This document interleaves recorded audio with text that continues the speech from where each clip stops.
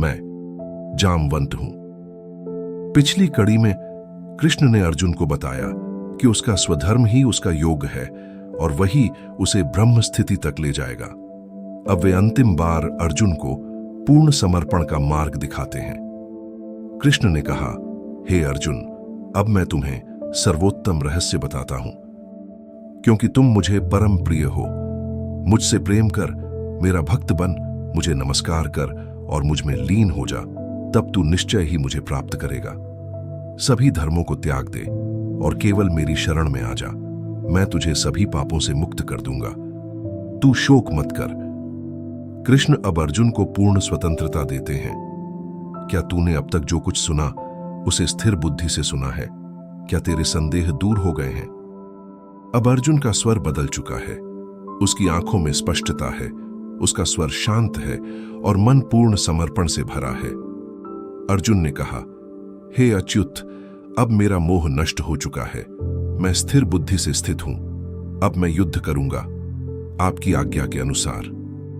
अब संजय कहते हैं, जहां कृष्ण जैसे योगेश्वर हैं और जहां अर्जुन जैसे धनुर्धारी है, वहां विजय, समृद्धि, नीति और शांति सदा विद्यमान रहते हैं। इस प्रकार भगवत गीता समाप्त होती है, जहां भगवान ने ज्ञान, भक्ति, कर्म, त्याग, धर्म और आत्मा, इन सभी रहस्यों को एक ही मार्ग में समेट दिया।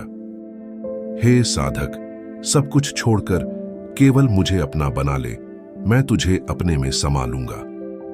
और इस प्रकार एक युद्ध भूमि में खड़ा एक मनुष्य जो मोह, भ्रम और दुख से थरथरा रहा था, अब एक ऐसे योद्धा में बदल चुका है जिसकी आत्मा स्थिर है, बुद्धि शांत है और हृदय पूर्ण रूप से प्रभु में समर्पित है।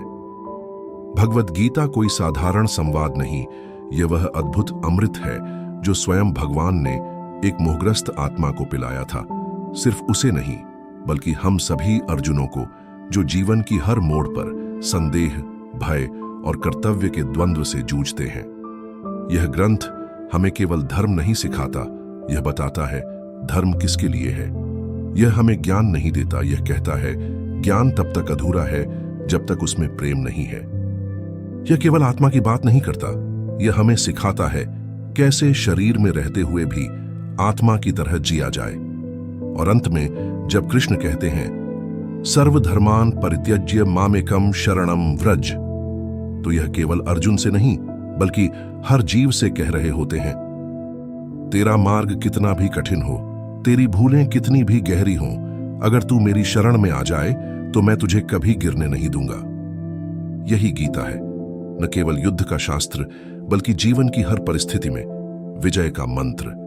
न केवल आत्मा का दर्शन, बल्कि प्रभु की ओर लौटने का मार्ग। और आज जब हम इस ज्ञान की यात्रा का समापन कर रहे हैं, तो मन कहता है, कृष्ण, अब आप कभी हमसे दूर मत होना। आपके इन वचनों को अपने हृदय में बसाकर हम अपने जीवन रूपी रथ की धुरा आपके हाथों में छोड़ रहे हैं। बच्चों, इस तरह आज समापन होता है भगवत गीता रूपी इस सुंदर अध्याय का।